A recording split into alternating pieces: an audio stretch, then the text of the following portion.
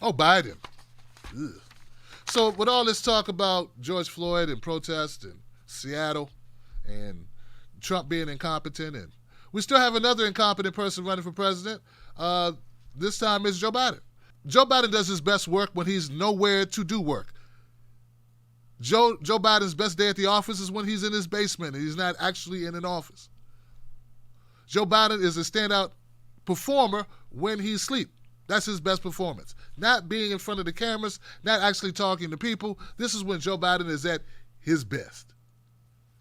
But it's when we bring him out that we have a problem with Joe. When he talks, when we start looking at his record, when we start examining what he's really about, when we start really listening to what he's saying and realizing that he's not saying anything. When these things happen, that's when Joe Biden has trouble. Right now, they're trying to decide who's going to be the running mate for Joe Biden.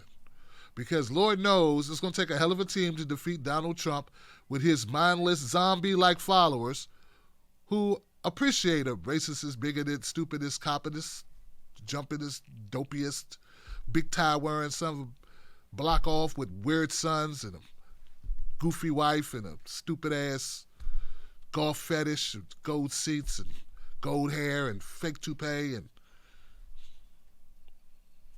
I don't know. Here goes them talking about Trump's picks for VP. Oh, I'm sorry, Biden's picks for VP. I got them mixed up a little. CBS News political correspondent Ed O'Keefe. Ed, former Vice President Biden has for 3 months said his running mate will be a woman. Now, with recent events, is Biden under more pressure now to choose a woman of color? Well, Major, he continues to face tremendous pressure to pick a woman of color, but CBS News has learned that his team continues to vet or look into the backgrounds of several women. Senators Elizabeth Warren, Amy Klobuchar, Kamala Harris, and Tammy Duckworth, a paraplegic Iraq War veteran. Governors Michelle Lujan Grisham of New Mexico and Gretchen Whitmer of Michigan. Congresswoman Val Demings of Florida. Atlanta Mayor Keisha Lance Bottoms and former Obama National Security Advisor Susan Rice. Despite the recent headlines, Biden continues to insist he's looking for someone he'd be comfortable working with and who he believes is qualified for the job, and we're expecting an announcement by August 1st. Wow. Yeah, a bunch of people, woo!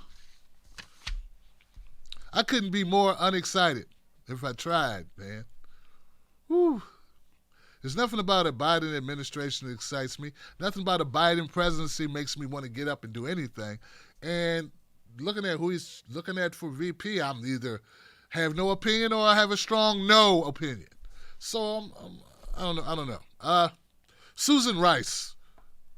Leadership is not the words I think of when I hear Susan Rice. Obama defender, maybe that's about it. I mean, I really paid no. I don't think most of America paid any attention to Susan Rice. I mean, not really. Not really. So I really don't have too much of an opinion on her. The usual suspects with the most name recognition, Amy Klobuchar, Kamala Harris. Ugh. Amy Klobuchar can't still be in the running, can she? I mean, I think she pretty much got meted out after what happened with George Floyd in Minnesota. I mean, just her tangential connection to Minnesota's legal system or penal system kind of soured her to most people with a post, and most people actually were considering her who hadn't given her a hard no already are now knowing or realizing at the very least she's not going to be bringing out much support or much energy from people on the true left. So that would knock her out of contention. And then we have Kamala Harris. You know, I don't know what it is about cops. What is it about the Democrats and cops that are just a thing? I don't know what it is. I don't get it. Why do you want a cop so bad? Why can't... So, to that point, guys, Val Demings, Representative Val Demings, I don't know anything about her, so I was like, wow, okay, so let me cover this story, but let me look into these people a little bit, and I'm just going to look into one, Val Demings. I noticed that she was on The View recently, where she had an opportunity to talk, and this was my first introduction to Val Demings. So let's take a look at Val Demings talking about possible VP slot. The first black woman police chief in the history of Orlando, Florida, Congresswoman Val Demings is gaining momentum as the person Joe Biden could possibly pick for his ticket as vice president. And now she joins us from Florida. And we've just been talking about all kinds of things, but want to say welcome to The View. Welcome to The View. So thank you. It's great to be back are on a short with you. list. Excellent. You're on the short list as possible running mate for Joe Biden. Why in the world would you want this job? You know, that is an extremely good question. I ask myself that every day. But Whoopi, I got to tell you, sometimes you don't choose the situation. Sometimes the situation chooses you. And I do believe this is one of those moments. As you all know, I started out as a social worker right out of college, working with broken families and broken children. I then went on to join the Orlando Police Department, spent 27 years there, rose through the ranks to become the first woman chief of police. I enforced the laws, and now I'm in Congress where I write the laws. I've worked at every level of government. We find ourselves dealing with police misconduct, discrimination, and social injustices. I've dealt with those issues inside the police department and outside of the police department. I believe I have the on-the-ground experience, the credibility, and the political will and courage to get this done. Imagine having a president who was committed to these issues. We know that discrimination and racism has been the ghost in the room for over 400 years. But imagine having a president who is really committed to dealing with it. And I look forward to, I don't know what Joe Biden is going to do, whether I'm selected or not. I will continue to work with him once he's elected to make sure that we send a strong message that, look, you can be a racist if you want to. You just shouldn't be in the police department. You shouldn't be an educator. You shouldn't decide who gets housing. You shouldn't decide who gets jobs and wages. And we have a lot of work to do in this country, but I'm looking forward to being a part of that.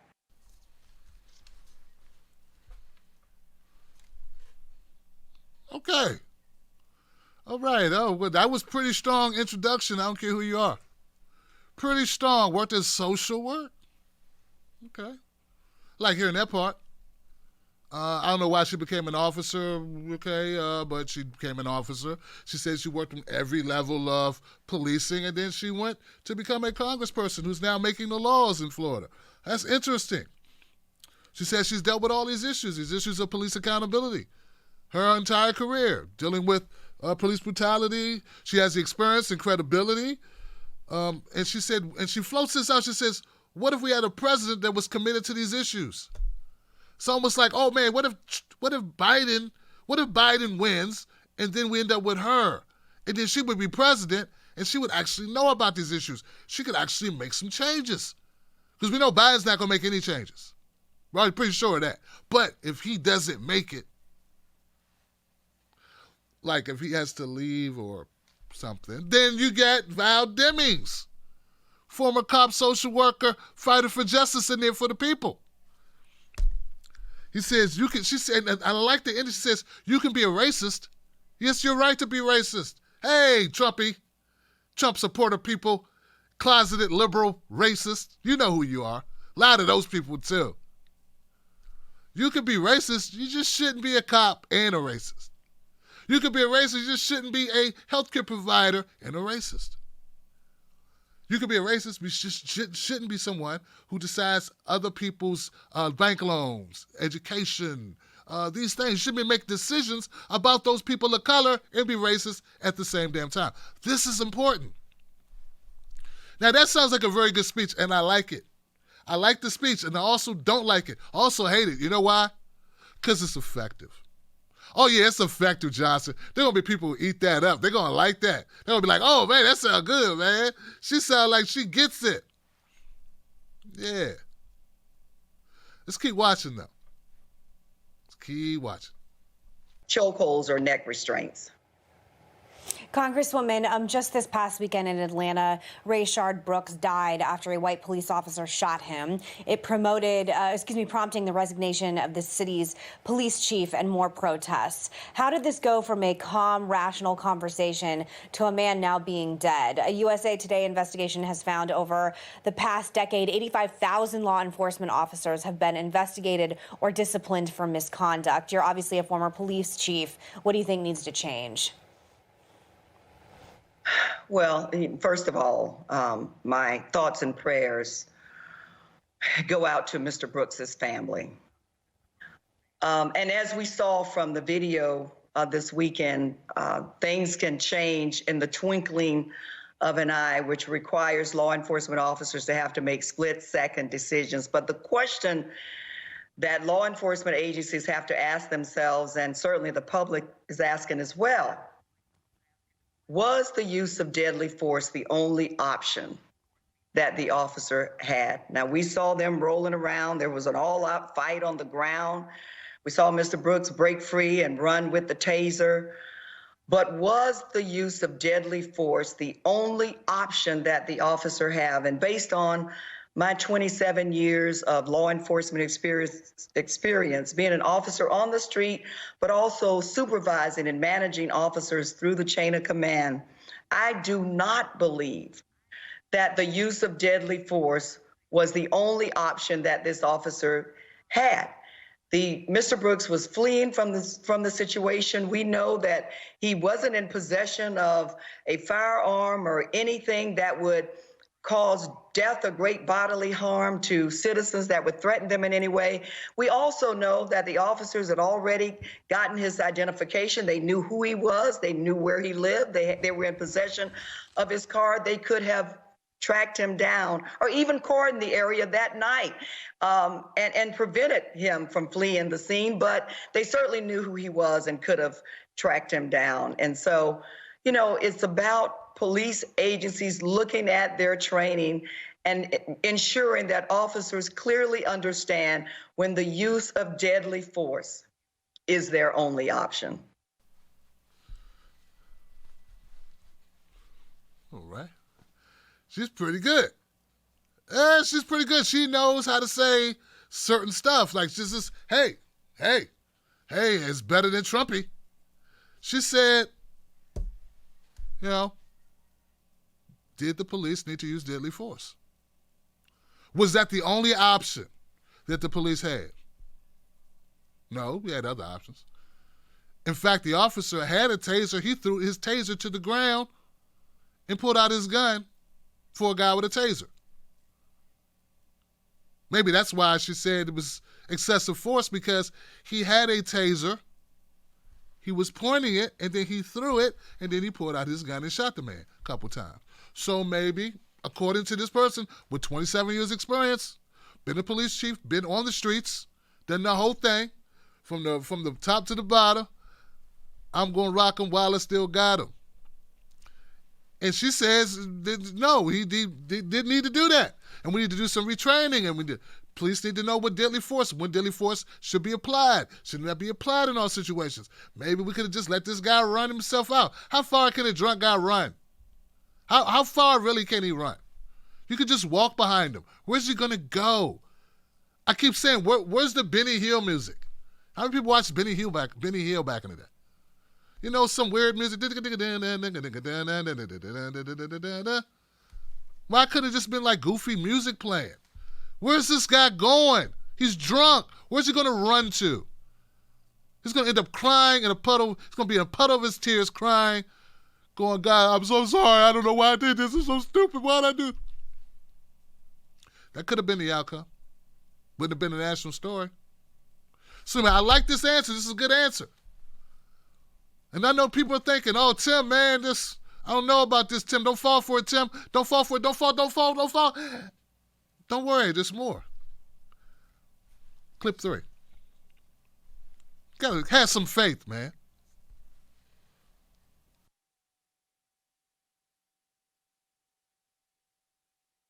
Sure. There is a debate, Congresswoman, over what police reform should look like. And the former vice president rejected calls to defund police, basically diverting funds, saying federal aid to police should be based on meeting basic standards of decency. But police reform, which in my mind is changing protocols, implicit bias training, body cameras, the type of training that you just discussed, hasn't really stopped the disproportionate arrests, use of force, killing of Black people in the community. As a potential running mate, do you think Biden's plan falls short of addressing the problem here? No, I think the vice president is absolutely correct. And, you know, one of the things that I clearly understand, I patrolled the African-American community the entire time that I was assigned to the streets of Orlando. And so I think what many people forget is that Black communities want safe communities as well. And when you're in law enforcement, you have a direct responsibility to make sure that they are receiving the level of service from the police department to keep them safe as any other community. I know that there are many out there that are trying to make this an us versus them situation, like we have to choose between the police and social services. That is not the case. What we are saying, and I think former Chief David Brown of Dallas, Texas, said it best. He said that every time there is a society failure, we call the police to handle it. Not enough mental health funding, give it to the cops. Education fails, call the cops to settle it. When do we start calling police officers when a child in the classroom would not give up their phone or won't sit down or leave the classroom? He also went on to say, if there's not enough drug addiction funding, don't worry about it, give it to the cops. We say here in Orange County that the Orange County Jail is the biggest mental health facility and the biggest drug treatment facility in the region. Police officers were never trained or designed to deal with that. They've received some training. But what about as we fund the police department to make sure that every community has an appropriate level of service and police response, let's make investment into some of those social ills that cause decay in communities in the first place, like homelessness, lack of jobs, substandard housing, substandard education, healthcare. We're in the middle of a public health pandemic. So we don't have to make a choice either or here. Let's appropriately fund communities as they should be. Aha! Gotta. See, at the end of the day, she's a cop. That's right. At the end of the day, she's a cop, and she's going to stick up for who? The cops. Yeah, you thought she was going to go and see. All you do is give them more time to talk, and eventually they will say how they really feel. Yeah, once you run out of all the talking points, all the things you know to say, Black people want me to say, this was wrong, that was wrong. Oh, throw these cops at dumb Derek Chauvin, throw them to the wolves. Oh, this guy, Rashard Brooks, people are saying this, saying that. Okay, let's go this way. But at the end of the day, when time comes down to it, you got to choose, do you want to keep giving cops all this damn money? She's like, yeah, keep giving them money and give them more money. Yeah, let's just keep giving them money. And then the kicker, guys, was she starts sounding just like the Black folks who got us into trouble with the crime bill back in '94. She starts sounding like them. Black people need police. We need more police. There ain't a Black person in America don't see police enough. There's not a Black person in the inner city, any city that you live in, even the suburbs, who feels like we just need more police. Nobody thinks we need more police. We need different police. We need better police. We need non-racist police. We need unbiased police. We need police that's not corrupt or brutal. That's what they're thinking. They're thinking, no one's walking around going, if we just had more cops. So Val Demings has shown who she is. We knew who she was, but she started sounding right. And it's coming out of the mouth. The words are coming out of the mouth of a person who checks all the boxes. Woman. Let's face it, a lot of guys have really screwed up a lot of shit. Woman, Black, experienced, charismatic, good speaker, good talker. Now I haven't looked at her background or anything about her background, okay? Because we always know it's always in what you did. It's not what you say, it's about what you've done. So I don't know what she's done yet.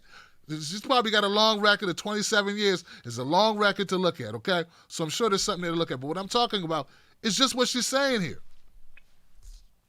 She leaves out all the issues that we have with police. How are we going to get rid of the bad apples? How are we going to get rid of the bad orchards? See, it's people like April. It's people like, what's her name? Oh, shit, who cares? It's people like Val Demings. That's it. Val Demings, for some reason I thought April Ryan. Ugh. It's people like her that make me want to support and defund the police even more. I was already a supporter of defund the police. I just didn't like the term. I don't like when they keep whacking at the name defund the police. But I do think we need to reallocate the budget, reassess and reallocate the budget. And no, we don't need to keep funding half of the state budget to police just to go out and beat our ass. We don't want to keep, we're paying police to kill us. Miss Demings, we're paying your friends in blue to beat the shit out of us. And look, and if that's not the case, you got to stop showing it. You got to stop telling people to carry their smartphones, because their smartphones are sure getting a lot of video of police beating the shit out of protesters, no matter what color they are, and beating the shit out of us in our own neighborhoods. So don't tell me black people need more police. Black people want more safety. Now, part of safety, one part of that would be helping the homeless people, mental health support, people with employment issues. All these things matter. But we don't. I'm yet to give you. I'm yet to hear you make an argument why the hell we need to keep giving cops all this damn money when the problems are not just the cops. The problems are all the things surrounding the cops. But even if you fix all those social issues, if you still got racist, bigoted, shoot first cops, beat the hell out of your cops, sit on your neck cops, thin line of blue cops, corrupt police union cops, then you're gonna still have a problem. So the problem's not solved by just giving money to your friends. And I'd like to know who helps fund your elections. Who helps you run? I got a feeling you do pretty well defending those cops. I got a feeling if I look, your prime support, your most prominent donations to your campaigns are going to be who? Ms. Demings. Who would that be? I got a feeling it would be cops. And that's hence your 30 years of affiliation and your love for the cops. So guys, this is why I keep saying, why do the Democrats keep putting us, these people, or keep holding up these people who are cops? Because they're just as bad as the Republicans in so many ways. They just say the right things. They just say the things that we want to hear because we're their base. They say the things that black people want to hear, but then they're going to go in and do the same crap. Give us little tiny breadcrumbs of some concessions, and then could proceed to give more money to their friends. Same things Republicans would do. But Republicans wouldn't even give you the little seeds, the little concessions. They would just go right ahead and give their friends the money. I don't know which one I hate worse. I don't know which one's worse for us, but I know that they both lead to the same result. The same results, what we've already been getting. So, as of right now, unless Val Demings has a sudden change of heart, unless she gets struck by lightning and becomes a new person, unless she has an out-of-body experience, I say it's a hard pass on Val Demings, and I could care less about how articulate you are, how great your service has been, or what color you are, and how you use the bathroom. That ain't what it's about at all, not for me. Okay? It's not personal. But we don't need any more fucking cops. And the black community don't need no more damn cops. What we need is some justice. Unless you want to help us do that, you're wasting our goddamn time. Peace, lady. If the news you watch makes you more confused after you watch it, watch the Tim Black Show and know what's going on. Go to patreon.com, Tim's Take Live. Join today.